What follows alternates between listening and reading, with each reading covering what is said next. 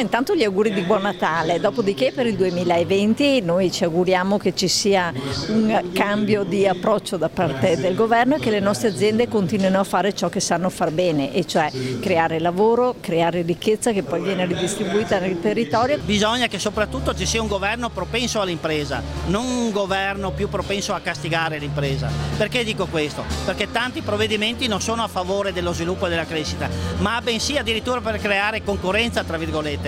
Il reddito di cittadinanza non produce ricchezza, produce spesa. È un biglietto di auguri con destinatario l'esecutivo, quello che arriva dalle categorie economiche e produttive trevigiane che si sono ritrovate in Camera di Commercio per la consueta cerimonia di fine anno. Nel mirino la politica industriale del governo e anche il recente dibattito sulle concessioni autostradali, cartina di tornasole di un sistema che non darebbe garanzia. Perché ci sono questi provvedimenti, questa continuità nel dire mettere in discussione anche concessioni, mettere in discussione i programmi e quant'altro, e questo ovviamente paga perché, ma in senso negativo, perché le imprese straniere anziché investire in Italia scappano. E se il 2019 ha segnato un rallentamento della ripresa, il 2020 tra crisi dell'auto tedesca e scenari internazionali complicati sarà tutt'altro che in discesa. Certo, la fiducia è il motore di ogni impresa che si rispetti. Il 2020 sarà un anno non facile, ma io ritengo che potrà essere un anno vissuto comunque alla grande da parte delle nostre imprese e dei nostri imprenditori,